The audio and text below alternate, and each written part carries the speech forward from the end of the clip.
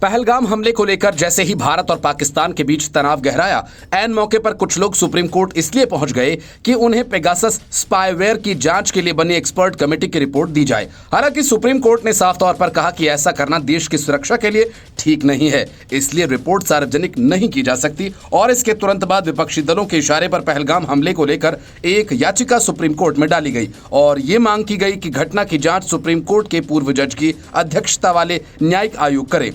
Supreme court ने याचिकाकर्ता को फटकार लगाते हुए जिम्मेदारी बरतने को कहा और याचिका को खारिज कर दिया।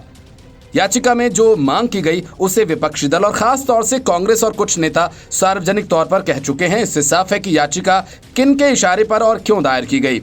लेकिन याचिकाकर्ता की तरफ से पेश वकील ने जैसे ही मामले को रखने की कोशिश की, जस्टिस सूर्यकांत और जस्टिस एन कोटेश्वर सिंह की बेंच ने पूछा, क्या वो वाकई गंभीर है? जस्टिस सूर्यकांत ने कहा कि जज कब से जांच के विशेषज्ञ बन गए, उनका काम कानूनी विवादों का निपटारा करना होता है। जस्टिस सूर्यकांत ने कहा कि थोड़ी जिम्मेदारी दिखाइए, आपका भी देश के प्रति कुछ कर्तव्य बनता है। पूरा देश मामले में एकजुट है, आपको ऐसी बातें नहीं करनी चाहिए जो सैन्य बलों का मनोबल गिराने वाली हों। सुप्रीम कोर्ट ने जनहित याचिका दायर करने वालों को फटकार लगाते हुए सवाल किया कि क्या वे सुरक्षा बलों का मनोबल गिराना चाहते हैं और उन्हें ऐसे मुद्दों को न्यायिक क्षेत्र में नहीं लाने को कहा। याचिकाकर्ता ने कहा कि वो इस मांग पर जोर नहीं देंगे। याचिका की दूसरी बातों को देखा जाए, जज ने कहा कि पहले आप याचिका दाखिल कर उसका प्रचार करते हैं, फिर कोर्ट में कहते हैं कि आप अपनी मांग पर जोर नहीं देंगे। इसके बाद कोर्ट ने याचिका में लिखी गई सभी मांगों को पढ़ा। इसमें पीड़ितों को मुआवजा देने, पर्यटकों की सुरक्षा जैसी मांगे थीं। कोर्ट ने कहा कि इसमें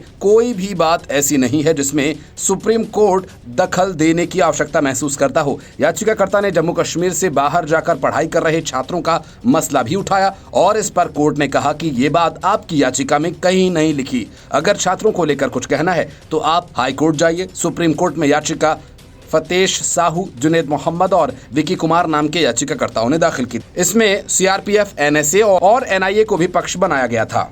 bureau report, news of India.